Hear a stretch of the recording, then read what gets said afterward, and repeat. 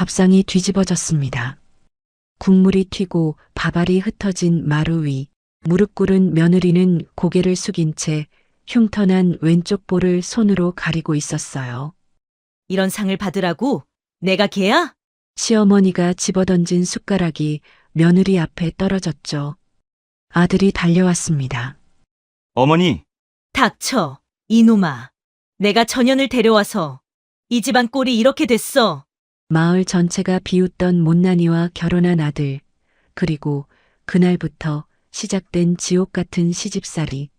하지만 이 여자의 진짜 정체가 밝혀지는 순간 손가락질하던 모든 사람들이 고개를 숙이게 됩니다. 이야기의 전말이 궁금하시다면 구독과 좋아요 부탁드려요.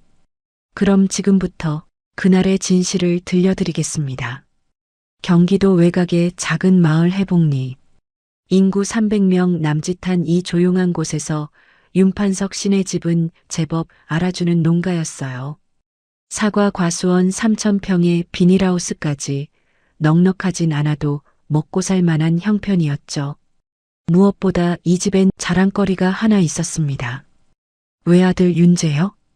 송말순 여사는 35에 어렵게 얻은 이 아들을 금쪽같이 키웠어요.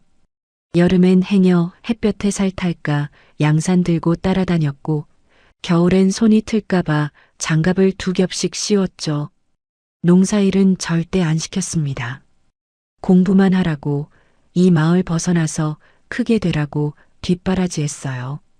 그런데 서울에서 대학까지 나온 아들이 29에 돌아와서 한다는 말이 뭐였냐면요. 어머니, 저 수빈이랑 결혼할 겁니다. 강수빈. 그 이름을 듣는 순간 송 여사의 숟가락이 밥상 위로 떨어졌습니다. 마을 사람들 사이에서 못난이 수빈이로 불리던 바로 그 여자였거든요. 수빈은 5살 때 집에 불이 나서 왼쪽 볼부터 목까지 화상 흉터가 남았어요. 28이 된 지금까지도 그 흉터는 선명했고 마을 사람들은 그녀를 볼 때마다 고개를 절레절레 흔들었죠. 쯧쯧, 저래 가지고 누가 데려가겠어. 불쌍하긴 한데 얼굴이 저 모양인데 시집은 무슨. 어릴 때부터 그런 소리를 들으며 자란 수빈은 늘 고개를 숙이고 다녔습니다. 사람들 눈을 피해 새벽같이 일어나 밭일을 하고 해가 지면 집으로 돌아오는 게 그녀의 일상이었어요. 재혁이 수빈을 처음 제대로 본 건 작년 가을이었습니다. 태풍이 몰아친 다음 날 밭에서 혼자 쓰러진 비닐하우스를 일으켜 세우는 수빈을 봤죠. 흉터난 얼굴에 땀이 줄줄 흘렀지만 그녀는 이를 악물고 기둥을 붙들고 있었어요. 저기요, 도와드릴까요? 아, 아니에요. 괜찮아요. 수빈은 황급히 고개를 돌렸습니다. 흉터가 있는 쪽을 가리려는 습관적인 동작이었죠. 재혁은 그런 그녀가 마음에 걸렸어요. 그날 이후로 일부러 수빈네 밭 근처를 지나다니기 시작했습니다. 말을 걸면 도망치듯 피하던 수빈이 조금씩 마음을 열기까지 반년이 걸렸죠. 그리고 올해 봄 재혁은 부모님 앞에 무릎을 꿇었습니다. 전 수빈이 아니면 결혼 안 합니다. 미쳤구나. 내가 널 어떻게 키웠는데. 송 여사가 울부짖었어요. 35에 어렵게 얻은 아들, 손에 물 한 방울 안 묻히고 키운 귀한 자식인데요. 우리 집안 며느리로 못난이를 드리겠다고? 내가 정말 그러고 싶어? 어머니, 수빈이는 못난이가 아닙니다. 재혁의 목소리가 낮아졌어요. 다시는 그렇게 부르지 마세요. 제 아내 될 사람입니다. 송 여사는 처음으로 아들의 눈에서 차가운 빛을 봤습니다. 하지만 그렇다고 인정할 수는 없었죠. 결국 결혼식은 마을회관에서 조촐하게 치러졌어요. 하객들의 수군거림이 식장 안을 가득 채웠습니다. 수빈은 면사포로 얼굴을 가렸지만 사람들의 시선을 피할 순 없었어요. 저 흉터 봤어? 면사포 써도 다 비치더라. 송 여사 속이 까맣게 타겠네. 수빈의 어깨가 미세하게 떨렸습니다. 재혁이 그 손을 꽉 잡아주었어요. 시댁으로 들어온 첫날 밤이었습니다. 송 여사는 며느리를 거실에 세워두고 위아래를 훑어봤어요. 마치 더러운 것을 보는 눈빛이었죠. 내가 이 결혼 인정 못하는 거 알지? 네, 어머님. 우리 재혁이를 어떻게 홀렸는지 모르겠지만 난 절대 너를 며느리로 안 봐. 수빈은 고개를 숙인 채 대답했습니다. 죄송합니다, 어머님. 됐어. 내일부터 새벽 4시 반에 일어나. 이 집에서 밥 먹으려면 그만큼 일해야지. 송 여사가 안방으로 들어가고 수빈은 한참을 그 자리에 서 있었어요. 수빈은 그날 울지 않기로 마음먹었습니다. 그때였습니다. 복도 끝에서 낮은 목소리가 들려왔어요. 수빈은 숨을 죽이고 귀를 기울였죠. 어머니, 제발이요. 재혁이었습니다. 안방 문 앞에 서서 어머니에게 사정하고 있었어요. 제가 선택한 사람입니다. 한 번만 봐주세요. 수빈이가 어떤 앤지 알면 어머니도 생각이 달라지실 거예요. 제발 기회를 주세요. 대답 없는 침묵이 흘렀습니다. 재혁의 한숨 소리가 복도에 퍼졌죠. 수빈은 조용히 몸을 돌렸어요. 남편이 자기 때문에 저렇게 애원하는 모습을 보는 게 가슴이 아팠습니다. 그날 밤 수빈은 짐 속에서 낡은 수첩 하나를 꺼냈어요. 부모님을 잃고 홀로 된 자신을 거두어준 외할머니. 외할머니 집안이 원래 궁중 수락관의 맥을 잇는 약선 요리 전문가였어요. 외할머니는 어린 수빈에게 수시로 특별한 요리법들을 가르쳐 주셨죠. 이건 아무한테나 알려주면 안 돼. 너만 알고 있어. 외할머니가 돌아가시기 전 남긴 이 낡은 요리 수첩.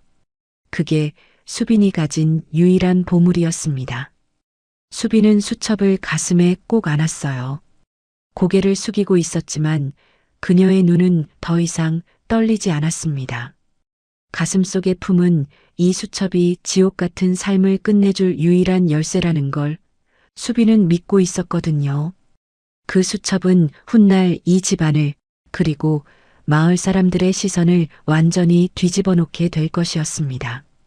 창밖으로 보름달이 떠오르고 있었습니다. 바로 그 시각 마을 어귀에 검은 승용차 한 대가 멈춰 섰어요. 차에서 내린 건 양복을 빳빳하게 차려입은 중년 남자였습니다. 그는 윤신의 집을 한참 바라보다가 전화기를 꺼내 들었죠. 찾았습니다, 회장님. 수빈의 비밀은 요리 수첩만이 아니었습니다. 그녀의 과거에는 그녀도 모르는 또 다른 비밀이 묻혀 있었어요. 다음 날 아침 마을 어귀 정자나무 아래에 아낙네들이 모여 있었어요. 그 중심에 송말순 여사가 앉아 있었습니다. 이장 부인 박 씨가 옆자리를 차지하고 있었죠. 말순아, 그래도 며느리 들였으니 이제 좀 마음 편하겠네. 편하긴요. 속이 새까맣게 타들어가요. 송 여사가 한숨을 푹 내쉬었어요. 그 못난이가 우리 재혁이한테 무슨 약을 쳤는지. 멀쩡한 애가 갑자기 저러니까요. 에이, 그래도 수빈이가 성실하다던데. 성실하면 뭐해요. 저 얼굴 갖고 어딜 나가겠어요. 창피해서 이웃집도 못 다니겠어. 옆에서 듣고 있던 김씨 아주머니가 혀를 찼습니다. 재혁이가 홀려도 단단히 홀렸네. 서울에서 대학까지 나온 애가 왜 하필. 그러게요. 마을에 멀쩡한 처녀가 얼마나 많은데. 얼굴만 봐도 복이 없어 보여. 저런 며느리 들이면 집안이 기운다니까.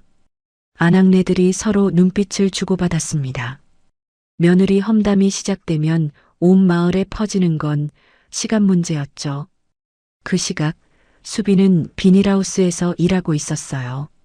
새벽 4시 반에 일어나 밥을 짓고 아침상을 차리고 설거지까지 마친 뒤였습니다. 손은 이미 텄고 허리는 끊어질 듯 아팠지만 쉴 틈이 없었어요. 수빈아. 등 뒤에서 익숙한 목소리가 들렸습니다. 같은 마을 동갑내기 친구 정미였죠. 정미야. 너 괜찮아? 시어머니가 마을 사람들한테 막 정미가 말끝을 흐렸어요. 수빈은 고개를 저었습니다. 알아. 다 들려. 진짜 너무한다. 갓 시집온 며느리한테 어떻게 저래. 괜찮아. 익숙해질 거야. 수빈은 애써 웃어 보였지만 그 눈가에는 그늘이 짙게 드리워져 있었어요. 저녁이 되었습니다. 수빈이 정성껏 차린 밥상이 거실에 놓였어요. 된장찌개, 계란말이, 나물 3가지까지. 시어머니 입맛에 맞추려고 간도 여러 번 봤죠. 송 여사가 숟가락을 들었습니다. 한 숟갈 떠서 입에 넣더니 이내 인상을 구겼어요. 이게 밥이야? 죽이야? 어머님 죄송해요. 다시. 됐어. 입맛 떨어져서 못 먹겠다. 송 여사가 숟가락을 탁 내려놓았습니다. 그리고 재혁을 쳐다봤죠. 야, 재혁아. 내가 데려온 여자가 해주는 밥이 이래. 내 눈엔 이게 괜찮아 보여? 재혁의 젓가락이 멈췄어요. 그는 밥상을 한번 둘러보았습니다. 정갈하게 차려진 반찬들, 김이 모락모락 오르는 찌개. 어디 하나 흠잡을 데가 없었죠. 어머니, 재혁이 천천히 입을 열었어요. 이 밥상이 어때서요? 저는 맛있게 먹고 있는데요. 수빈이가 정성껏 준비한 거 어머니도 아시잖아요. 송 여사의 눈이 커졌습니다. 아들이 자기한테 대드는 건 결혼 전에는 없던 일이었거든요. 지금 나한테 뭐라는 거야? 사실대로 말씀드리는 거예요. 수빈이가 뭘 해도 어머니는 트집 잡으시잖아요. 이놈이. 송 여사가 벌떡 일어났어요. 손이 부들부들 떨리고 있었죠. 그래, 좋아. 나보다 네 여자가 좋으면 너희끼리 살아. 나는 이 집 나갈 테니까. 송 여사가 안방으로 쿵쿵 걸어 들어갔습니다. 문이 쾅 닫혔어요. 그런데 얼마 지나지 않아 안방에서 신음소리가 새어나왔습니다. 뒷목이야, 뒷목. 재혁이 벌떡 일어났어요. 어머니. 안방 문을 열자 송 여사가 뒷목을 움켜쥔 채 이불 위에 쓰러져 있었습니다. 얼굴이 벌겋게 달아올라 있었죠. 여보, 어머니가. 수빈도 달려왔어요. 송 여사의 상태를 본 순간 수빈의 눈빛이 달라졌습니다. 잠깐만요. 수빈은 부엌으로 뛰어갔어요. 화병에는 대추와 감초 그리고 수빈의 손이 능숙하게 움직였어요. 20분 뒤 그녀는 작은 찻잔을 들고 안방으로 들어왔습니다. 어머님, 이거 한 번만 드셔보세요. 뭔데? 이상한 거 아니겠지? 송 여사가 경계하는 눈으로 쳐다봤어요. 하지만 뒷목이 너무 아파서 거부할 여유가 없었죠. 마지못해 한 모금 마셨습니다. 따뜻한 액체가 목을 타고 내려갔어요. 이상하게도 답답하던 가슴이 조금씩 풀리는 느낌이었죠. 뭐야 이거. 송 여사가 중얼거렸어요. 이상하게. 속이 편하네. 수빈은 대답 없이 조용히 물러났습니다. 송 여사는 그런 며느리를 이상한 눈으로 쳐다봤지만 이내 눈을 감았어요. 재혁이 수빈의 손을 잡았습니다. 미안해. 내가 힘든 거 알면서 모른 척했어. 수빈의 눈가가 붉어졌어요. 시집 온 뒤 처음으로 남편이 자기 편을 든 순간이었습니다. 하지만 그 순간도 잠시였어요. 안방에서 송 여사의 흐느끼는 소리가 새어나왔습니다. 내가 뭘 잘못했다고. 29년을 저 하나만 바라보고 살았는데 송 여사에게 아들은 전부였어요. 그런데 그 아들이 오늘은 며느리 편을 들었습니다. 그 순간 송 여사는 처음으로 자기 세상이 무너지는 소리를 들었죠. 그날 밤이었습니다. 수빈은 잠들지 못하고 마루에 나와 앉아 있었어요. 달빛이 마당을 하얗게 비추고 있었죠. 그때 이상한 느낌이 들었습니다. 누군가 자신을 보고 있는 것 같은 느낌이었어요. 수빈이 고개를 돌렸습니다. 담장 너머 어둠 속에서 사람 그림자 하나가 스쳐 지나갔어요. 누구세요? 어둠 속에선 아무런 답도 돌아오지 않았습니다. 하지만 수빈은 본능적으로 알 수 있었습니다. 외할머니가 돌아가시기 전 남긴 때가 되면 너를 찾는 사람이 올 것이라던 그 수수께끼 같은 말이 드디어 현실이 되려 한다는 것을요. 다음 날 아침 마을에 소문이 돌기 시작했습니다. 고급 승용차가 마을 어귀에 서 있었대. 양복 입은 남자가 윤신의 집 앞을 서성였다더라. 송 여사는 하루 종일 가슴이 덜컥거렸어요. 체면이 무너지는 건 한순간이니까요. 저녁, 송 여사가 수빈을 불렀습니다. 그 차, 너랑 관계 있는 거야? 어머님, 저는 정말 몰라요. 송 여사는 분노가 아니라 두려움에 떨고 있었어요. 우리 집안이 너 때문에 손가락질 당하게 생겼어. 수빈은 대답하지 못했습니다. 자기도 몰랐거든요. 왜 하필 지금 그 사람들이 자신을 찾는지. 폭풍은 이미 마을 어귀에 도착해 있었습니다. 다음 날 새벽 수빈은 여느 때처럼 부엌에서 밥을 짓고 있었어요. 그때 대문 밖에서 인기척이 났습니다. 이른 아침에 누가 왔을까? 수빈이 조심스럽게 대문을 열었어요. 검은 양복 차림의 남자가 서 있었습니다. 어젯밤 담장 너머로 스쳐 지나간 그 그림자의 주인이었죠. 누구세요? 남자가 천천히 고개를 숙였어요. 공손하고 조심스러운 인사였습니다. 20년을 찾았습니다, 아가씨. 수빈의 심장이 멈추는 것 같았어요. 무슨 말씀이신지. 회장님께서 찾고 계십니다. 강수빈 아가씨, 아니, 서수빈 아가씨라고 불러드려야 할까요?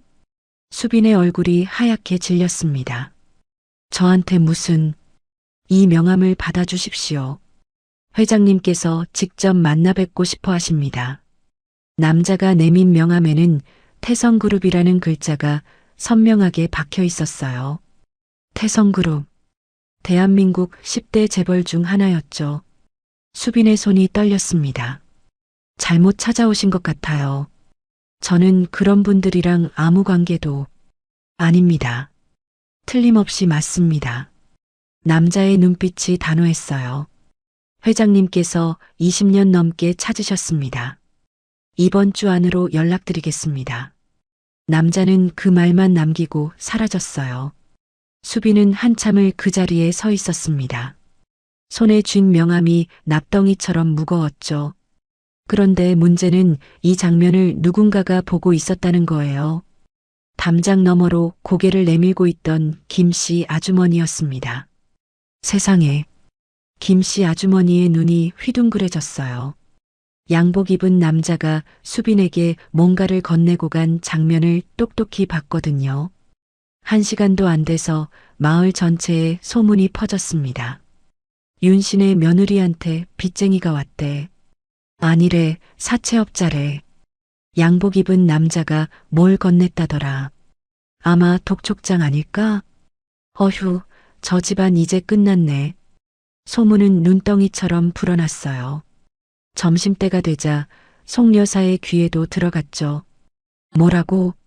송 여사의 얼굴이 시뻘겋게 달아올랐습니다. 그년이 사채까지 끌어다 썼어? 송 여사가 부엌으로 뛰어갔어요. 수빈이 설거지를 하고 있었죠. 야! 송 여사가 수빈의 팔을 확 잡아챘습니다. 너 아침에 누구 만났어? 어머님, 그게 마을 사람들이 다 봤어. 양복 입은 남자한테 뭘 받았다며? 수빈은 아무 말도 할 수 없었어요. 명함을 보여줄 수도 설명할 수도 없었습니다. 자신도 모르는 과거였으니까요. 대답해. 저도 모르는 일이에요, 어머님. 거짓말. 송 여사의 손이 허공을 갈랐습니다. 찰싹. 수빈의 뺨에 손바닥 자국이 선명하게 남았어요. 내가 이 집안을 망치려고 작정했구나. 이 집에서 당장 나가. 송 여사가 소리를 지르다가 갑자기 가슴을 움켜쥐었습니다. 얼굴이 새파랗게 질려가고 있었어요. 흥분이 과해서 호흡이 가빠진 거였죠. 수빈의 눈빛이 달라졌습니다. 그녀는 재빨리 송 여사의 손목 안쪽 혈자리를 눌렀어요.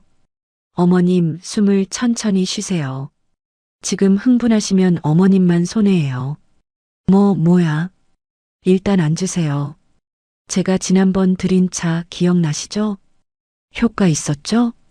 송 여사는 영문도 모른 채 수빈에게 이끌려 의자에 앉았습니다. 이상하게도 손목을 누르자 가슴이 진정되고 있었어요. 이게 뭔? 어머님 건강이 먼저예요. 화내시는 건 나중에 하셔도 돼요. 수빈의 목소리는 차분했습니다. 맞은 뺨이 빨갛게 부어오르고 있었지만 눈빛은 흔들리지 않았어요. 그때 재혁이 뛰어들어왔습니다. 어머니, 지금 뭐 하시는 거예요? 재혁이 수빈의 뺨을 보고 얼굴이 굳어졌습니다. 수빈이 때리신 거예요?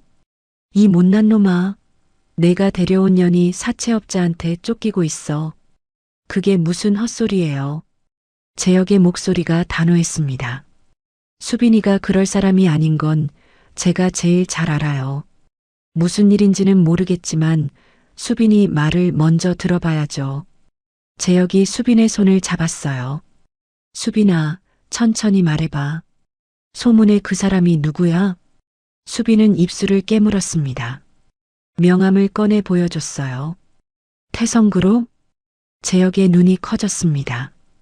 이게 왜 너한테? 저도 몰라요. 정말로요. 그 사람이 회장님이 절 찾는다고. 20년 넘게 찾았다고. 수빈의 목소리가 떨렸어요. 저녁이 되었습니다. 마을회관 앞에 사람들이 모여 수군거리고 있었어요. 윤신의 며느리가 결국 사고를 쳤네. 얼굴만 봐도 복이 없다더니 그들은 아무것도 몰랐습니다. 그저 양복 입은 남자는 빚쟁이라고 단정 지었을 뿐이었죠. 수빈이 정민의 집에 가려면 그 앞을 지나가야 했어요. 사람들의 시선이 일제히 꽂혔습니다. 저기 간다. 쟤 때문에 윤신혜가 망하게 생겼대. 수빈은 고개를 숙이고 빠르게 걸었어요. 그때 김씨 아주머니가 앞을 막아섰습니다. 수빈아, 너 우리 마을에 피해 끼치면 안 되지 않겠니? 수빈의 눈가가 붉어졌어요. 아무 잘못도 없었습니다. 아무것도 모르는데 모든 게 자기 탓이 되어가고 있었죠. 다리에 힘이 풀렸습니다. 주저앉으려는 순간이었어요. 기익. 굉음과 함께 검은 고급 승용차가 흙먼지를 일으키며 마을회관 앞에 멈춰 섰습니다. 마을 사람들이 일제히 뒤로 물러났어요. 뭐야 저건. 차 문이 열렸습니다. 흰 머리칼에 노신사가 내렸어요. 값비싼 양복, 위험 있는 자태. 한눈에 봐도 보통 사람이 아니었죠. 노신사는 수빈을 향해 다가왔습니다. 그리고 모든 사람들이 보는 앞에서 수빈 앞에 무릎을 꿇었어요.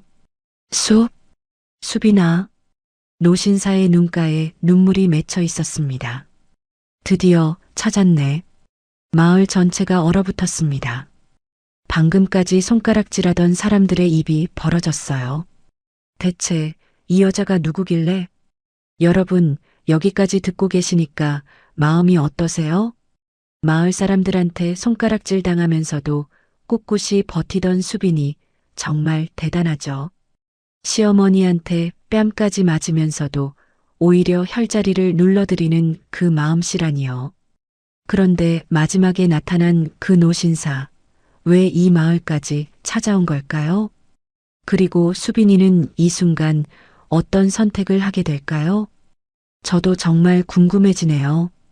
그럼 여러분, 다음 이야기도 계속 들어봐 주세요. 마을회관 앞이 술렁였습니다.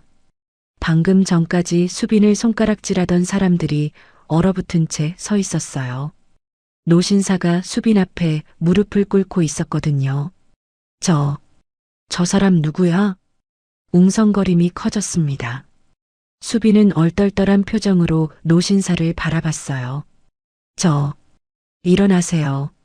무슨 일이신지 모르겠지만 23년을 찾았다. 노신사의 목소리가 떨렸어요. 너는 내 아들의 딸이야. 바로 내 손녀다. 세상이 멈춘 것 같았습니다. 네. 23년 전 불이 났던 그날 너가 사라졌어. 그리고 그날 이후로 단 하루도 찾는 걸 멈춘 적이 없어. 수빈의 머릿속이 하얘졌어요. 5살 때 화재. 부모님을 잃었던 그날. 외할머니 손에 이끌려 도망치듯 떠났던 기억이 희미하게 스쳤습니다. 그럴 리가. 저는 재벌 집안이랑은 아무 상관도. 이 사진을 봐라. 노신사가 오래된 사진 한 장을 꺼냈습니다. 젊은 여인이 아기를 안고 있었어요. 그 옆에 지금보다 훨씬 젊은 노신사가 서 있었죠. 이 아기가 바로 너란다. 그리고 이 여인이 내 며느리, 너의 엄마란다. 수빈의 눈이 커졌습니다. 사진 속 여인의 얼굴이 자신과 닮아 있었어요. 그 순간 송 여사가 헐레벌떡 달려왔습니다. 뭐야, 무슨 일이야? 송 여사는 무릎 꿇은 노신사와 멍하니 서 있는 수빈을 번갈아 봤어요. 당신이 누군데 여기서 이러는 거야? 저는 태성그룹 회장 서정호입니다. 송 여사의 얼굴이 굳어졌습니다. 태성그룹? 이 아이는 제 손녀입니다. 23년 전에 잃어버린. 뭐라고요? 송 여사는 온몸이 부들부들 떨렸습니다. 방금 전 수빈의 뺨을 때린 자신의 손이 불덩이라도 닿은 듯 화끈거렸죠. 내가 재벌집 손녀를 때렸다고? 그 공포를 감추기 위해 송 여사는 더 크게 소리를 질렀습니다. 말도 안 돼. 이게 무슨 사기야. 사기가 아닙니다. DNA 검사로도 확인할 수 있습니다. 서 회장이 일어섰어요. 저는 손녀를 데려가려고 왔습니다. 그 말에 수빈이 고개를 들었어요. 데려간다뇨?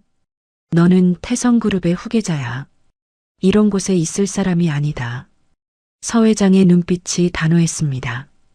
이 아이는 더 이상 여기서 상처받을 이유가 없습니다. 서울로 가자. 수빈은 뒤로 한 발 물러섰어요. 잠깐만요. 저는 여기 시집 온 사람이에요. 남편도 있고. 그건 정리하면 된다. 서 회장의 비서가 앞으로 나섰어요. 위자료든 합의금이든 원하시는 대로 해드리겠습니다. 그 말을 들은 송 여사의 얼굴이 시뻘겋게 달아올랐습니다. 뭐? 위자료? 합의금? 송 여사가 수빈에게 다가왔어요. 그래서 내가 우리 집에 시집 온 거야? 처음부터 이걸 노린 거지? 아니에요, 어머님. 저는 정말 몰랐어요. 거짓말. 내가 재벌집 손녀인 걸 알면서 일부러 우리 같은 시골 농가에 숨어든 거잖아. 송 여사의 논리는 엉망이었지만 분노는 진짜였어요. 우리 재혁이를 이용한 거지? 숨어 지내려고. 그게 아니에요. 닥쳐. 송 여사가 소리쳤습니다. 넌 처음부터 우리 집안을 속인 거야. 이 사기꾼. 그 순간 서 회장의 눈빛이 얼음장처럼 차가워졌습니다. 사기꾼이라뇨. 낮지만 위험 있는 목소리였어요. 내 손녀의 얼굴에 난 저 손바닥 자국. 방금 당신이 한 짓입니까? 송 여사의 입이 딱 붙어버렸습니다. 마을 사람들도 일제히 숨을 죽였죠. 서 회장이 한 발짝 다가섰어요. 시골 농가 며느리였을 땐 마음대로 때려도 되고 재벌 손녀니까 갑자기 사기꾼입니까? 참 편리한 논리시네요. 송 여사의 얼굴이 사색이 됐습니다. 마을 사람들이 또다시 수군거리기 시작했어요. 아까와는 다른 이유로요. 그때 재혁이 달려왔어요. 수빈아. 재혁은 수빈의 손을 잡았습니다. 무슨 일이야? 다들 왜 이래? 수빈은 재혁을 바라봤어요. 눈물이 그렁그렁 맺혀 있었죠. 여보, 나도 몰랐어. 정말로. 서 회장이 재혁을 쳐다봤습니다. 당신이 이 아이 남편입니까? 네, 그렇습니다. 손녀를 데려가겠습니다. 방해하지 마십시오. 재혁은 잠시 멍해졌어요. 재벌 회장이라는 사람이 아내를 데려가겠다고 합니다. 아내는 그 집안의 손녀라고 하고요. 너무 갑작스러웠습니다. 하지만 재혁은 수빈을 자기 뒤로 숨겼어요. 아무리 회장님이라도 제 아내를 함부로 데려가실 순 없습니다. 서 회장의 눈썹이 꿈틀했습니다. 함부로라니. 내 손녀를 데려가는 게 왜 함부로입니까? 수빈이는 제 아내예요. DNA가 어떻든 수빈이가 원하지 않으면 안 됩니다. 재혁의 목소리는 떨렸지만 단호했어요. 수빈은 그런 남편의 등을 바라봤습니다. 가슴 한구석이 따뜻해졌죠. 하지만 송 여사가 끼어들었어요. 재혁아, 정신 차려. 전현이 널 속인 거라고. 어머니, 수빈이는 자기도 몰랐다고 했잖아요. 그걸 어떻게 믿어? 재벌집 손녀가 우연히 우리 집에 시집 왔다고? 재혁의 눈빛이 흔들렸습니다. 수빈아, 정말 몰랐던 거 맞지? 수빈은 대답하지 못했어요. 그 순간 언젠가 너를 찾는 사람이 올 것이라던 외할머니의 수수께끼 같은 말들이 머릿속을 스치고 지나갔습니다. 사실인지 아닌지 자신조차 확신할 수 없었기에 침묵은 길어질 뿐이었죠. 재혁의 손에서 힘이 조금씩 빠지는 게 느껴졌어요. 나도 생각할 시간이 필요해. 재혁은 더 이상 말을 잇지 못하고 고개를 떨궜습니다. 수빈은 그 자리에 서서 무너지는 것 같았습니다. 시어머니는 사기꾼이라 부르고 마을 사람들은 여전히 수군거리고 남편마저 고개를 떨궜어요. 재벌집 손녀라는 진실이 밝혀졌는데 왜 모든 게 더 무너지는 걸까요? 서 회장이 수빈에게 손을 내밀었습니다. 가자꾸나. 이런 곳에 내가 더 있을 필요 없다. 수빈은 눈물을 훔쳤어요. 그리고 천천히 고개를 들었습니다. 자신을 사기꾼이라 욕하는 마을 사람들, 사르르 떨고 있는 시어머니를 차분하게 바라봤어요. 수빈의 눈빛이 달라져 있었습니다. 어머님, 송 여사가 움찔했어요. 제가 정말 사기꾼인지 서울 가서 직접 확인해 보시겠어요? 수빈의 목소리는 떨리지 않았습니다. 숨어온 적 없어요. 이제는 제 이름으로 서겠습니다. 마을회관 앞이 조용해졌습니다. 방금 전까지 고개 숙이고 울기만 하던 며느리가 아니었어요. 수빈은 서 회장의 손을 잡았습니다. 차가 마을을 빠져나가기 시작했어요. 한참을 달리던 중 수빈의 머릿속에 외할머니의 수수께끼 같은 조각조각 흩어졌던 말들이 머릿속에서 하나로 맞춰졌어요. 수빈이 먼저 입을 열었습니다.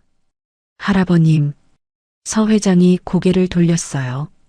외할머니는 돌아가실 때까지 두려워하셨어요. 수빈의 목소리가 낮게 가라앉았습니다. 그날의 화재가 단순한 사고가 아니라고 하셨어요. 누군가 우리 가족을 해치려 했기에 제 목숨이라도 구하려면 죽은 사람처럼 숨어 지낼 수밖에 없었다고요. 서 회장의 얼굴이 굳어졌습니다. 그래서 23년이나 찾지 못한 거구나. 서 회장의 눈가가 붉어졌어요. 미안하다, 수빈아. 할아버지가 지켜주지 못해서. 할아버님 잘못이 아니에요. 서 회장이 수빈을 물끄러미 바라봤어요. 내 외할머니가 정말 큰 일을 하셨구나. 목숨을 걸고 너를 지켜내셨어. 창밖으로 수빈은 멀어져가는 해복리 마을을 바라봤어요. 이제 그곳은 숨어 지내던 곳이 아니었습니다. 다시 돌아와 당당히 서야 할 곳이었죠. 검은 승용차가 서울 한복판에 멈춰 섰습니다. 태성그룹 본사 빌딩이었어요. 유리로 된 거대한 건물이 하늘을 찌를 듯 솟아 있었죠. 수빈은 차에서 내리며 고개를 들었습니다.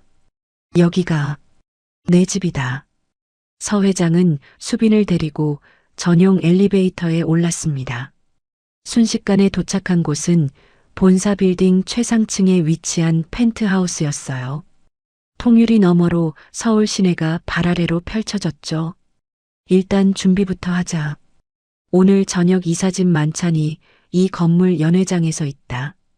거실 문이 열리자 대기하고 있던 스타일리스트들이 일제히 고개를 숙였습니다. 아가씨, 이쪽으로 앉으세요. 3시간이 흘렀습니다. 거울 앞에 선 수빈은 자신의 모습을 믿을 수가 없었어요. 시골에서 입던 낡은 옷 대신 실크 드레스가 몸을 감싸고 있었습니다. 흩어져 있던 머리카락은 우아하게 올려져 있었고 얼굴의 화상 흉터는 전문 메이크업으로 자연스럽게 가려져 있었죠. 아가씨, 정말 아름다우세요. 스타일리스트가 감탄했어요. 수빈은 거울 속 자신을 바라봤습니다. 해복리 마을에서 못난이라고 불리던 그 여자가 아니었어요. 당당하고 우아한 재벌가의 후계자가 거기 서 있었죠. 저녁 만찬장에 수빈이 입장했습니다. 웅성거림이 퍼졌어요. 저분이 회장님의 잃어버린 손녀라던데 DNA 검사 결과도 나왔다더군. 저렇게 아름다운 분이. 수빈은 고개를 꼿꼿이 세우고 걸었습니다. 시선이 쏟아졌지만 더 이상 움츠러들지 않았어요. 서 회장이 수빈의 손을 잡고 단상에 올랐습니다. 오늘 여러분께 소개할 사람이 있습니다. 서 회장의 목소리가 울려 퍼졌어요. 23년 전 잃어버렸던 내 손녀 서수빈입니다. 오늘부로 태성그룹의 정식 후계자로 등록됩니다. 박수가 터져 나왔습니다. 수빈은 그 박수 소리를 들으며 생각했어요. 해복리 사람들이 이 모습을 본다면 바로 그때였습니다. 서 회장이 갑자기 가슴을 움켜쥐었어요. 할아버지, 수빈이 달려갔습니다. 서 회장의 얼굴이 창백해지고 있었죠. 괜찮아. 원래 심장이 좀. 비서님, 약 가져오세요. 주변이 술렁였어요. 비서가 약을 가져왔지만 서 회장은 고개를 저었습니다. 이 약은 요즘 효과가 없어? 수빈의 눈빛이 달라졌습니다. 그녀는 재빨리 서 회장의 손목을 잡았어요. 맥을 짚는 거였죠. 할아버지, 혹시 평소에 가슴이 답답하고 잠을 잘 못 주무세요? 어떻게 알았니? 저한테 방법이 있어요. 수빈은 만찬장 주방으로 뛰어갔습니다. 외할머니의 수첩이 머릿속에 펼쳐졌어요. 심장이 약한 분께는 연자육과 산조인을. 30분 뒤 수빈은 작은 찻잔을 들고 돌아왔습니다. 이걸 드셔보세요. 서 회장이 의심스러운 눈으로 찻잔을 받았어요. 한 모금 마셨습니다. 이상하게도 조여오던 가슴이 서서히 풀리는 느낌이었어요. 이게 뭐니? 궁중에서 전해 내려오는 약선이에요. 외할머니한테 배웠어요. 서 회장의 눈이 커졌습니다. 내 외할머니가 궁중 약선을? 네. 외할머니 집안이 원래 궁중 수락관의 맥을 잇는 가문이었대요. 서 회장은 수빈을 물끄러미 바라봤어요. 잃어버린 손녀가 돌아온 것만으로도 기적인데 그 손녀가 자신의 병을 치료할 수 있는 능력까지 갖고 있다니. 하늘이 너를 보내준 거구나. 서 회장이 수빈의 손을 꽉 잡았습니다. 그 모습을 본 이사진들이 고개를 끄덕였어요. 저분이 진짜 후계자시군. 회장님 건강까지 챙기시다니. 수빈의 입지가 단숨에 굳어졌습니다. 그로부터 사흘 뒤였어요. 수빈의 휴대폰이 울렸습니다. 화면에 뜬 이름은 시어머니였어요. 수빈은 잠시 망설이다가 전화를 받았습니다. 여보세요? 수빈아? 송 여사의 목소리가 떨리고 있었어요. 아이고, 우리 며느님. 서울 잘 도착했어? 수빈은 아무 말도 하지 않았습니다. 그때 내가 좀 흥분해서. 원래 그런 뜻이 아니었어. 알지? 내가 얼마나 널 아꼈는데. 수빈의 눈이 차가워졌어요. 뺨을 때리던 손, 사기꾼이라고 소리치던 목소리가 떠올랐습니다. 그래서요, 어머님? 그러니까 우리 오해 좀 풀자고. 내가 해복리에서 잘못한 거 사과할게. 응? 송 여사의 목소리가 애처로워졌어요. 제발 재혁이 앞길 막지 말아줘. 응? 우리 집안이 어떻게 되겠어. 재벌 집안이랑 원수를 지면. 수빈은 전화기를 귀에서 떼고 창밖을 바라봤습니다. 서울의 야경이 반짝이고 있었어요. 어머님, 수빈이 천천히 입을 열었습니다. 마을 사람들 앞에서 저를 사기꾼이라고 하셨죠. 그분들 앞에서 해명해 주시면 생각해 볼게요. 전화기 너머로 송 여사가 말문이 막히는 게 느껴졌습니다. 수빈은 조용히 전화를 끊었어요. 창밖의 야경을 바라보며 중얼거렸습니다. 이제 시작이에요. 해복리로 돌아갈 날이 머지 않았습니다. 그때 이 모든 일의 진짜 결말이 시작될 거예요. 일주일 뒤 해복리 마을 어귀에 먼지가 피어올랐습니다. 검은 고급 승용차 세대가 줄지어 들어오고 있었어요. 맨 앞차에서 수빈이 내렸습니다. 캐시미어 코트에 하이힐, 우아하게 올린 머리. 일주일 전 고개 숙이고 울던 그 여자가 아니었어요. 저게 수빈이야? 마을 사람들이 하나둘 모여들었습니다. 어머 세상에. 완전히 딴 사람 같아. 수빈의 뒤로 검은 양복 차림의 수행원들이 줄지어 섰어요. 서 회장도 지팡이를 짚고 차에서 내렸죠. 마을회관 앞이 순식간에 술렁였습니다. 수빈은 천천히 걸어갔어요. 그때 김씨 아주머니가 눈에 들어왔습니다. 일주일 전 마을에 피해 끼치면 안 되지 않겠니? 하며 길을 막았던 바로 그 사람이었죠. 수빈이 다가가자 김씨 아주머니의 얼굴이 하얗게 질렸어요. 아, 아가씨. 그때는 제가 몰라서.